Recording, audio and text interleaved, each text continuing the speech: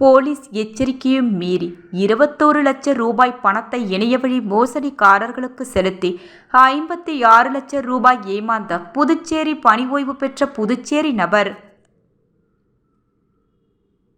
புதுச்சேரியில் மருத்துவத்துறையில் ஓய்வு பெற்ற அதிகாரி இணையவழி மோசடிக்காரர்களிடம் 36 லட்சம் ரூபாய் பணத்தை இழந்துவிட்டு இணையவழி காவல் நிலையத்திற்கு வந்து புகார் கொடுத்தார்.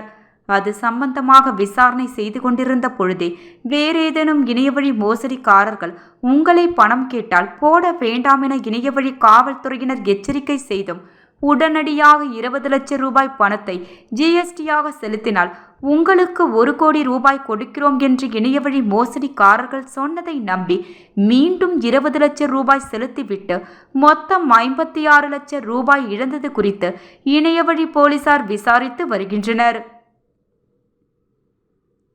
மேலும் உங்கள் பார்சலில் போதைப் பொருள் சென்றுள்ளது என மும்பை சைபர் கிரைம் போலீசார் பேசுவது போல் மிரட்டி 14,330 ரூபாய் பிடுங்கிய இணையவழி மோசடிக்காரர்கள்.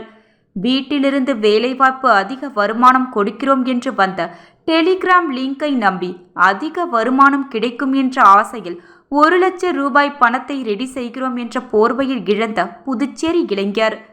ஐசிஐசிஐ கிரெடிட் கார்டில் உங்களுடைய கிரெடிட் லிமிட்டை உயர்த்தி தருகிறோம் என்று இணையவழி மோசடிக்காரர்கள் சொன்னதை நம்பி அவருக்கு வந்த பாஸ்போர்ட் மற்றும் அனைத்து விவரங்களை இணையவழி மோசடிக்காரர்களிடம் சொன்னதால் 39,000 ரூபாய் பணத்தை சுருட்டிய இணையவழி மோசடிக்காரர்கள்.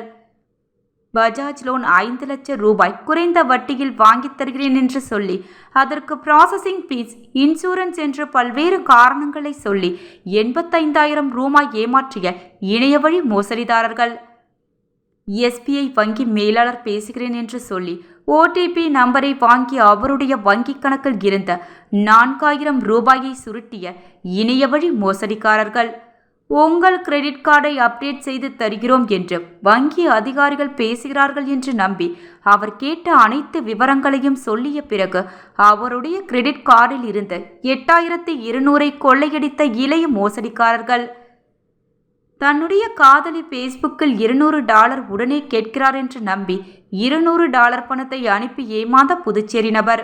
ஏமாந்த நபருடைய காதலியை போன்ற இம்பர்ஸ்டேஷன் ஃபேஸ்புக் அக்கவுண்டை ஒன்று உருவாக்கி அதை அவருக்கு அனுப்பி காதலி பேசுவது போல் $200 வாங்கியுள்ளனர் உள்ளிட்ட புகார்கள் இன்று பதிவு செய்யப்பட்டுள்ளது.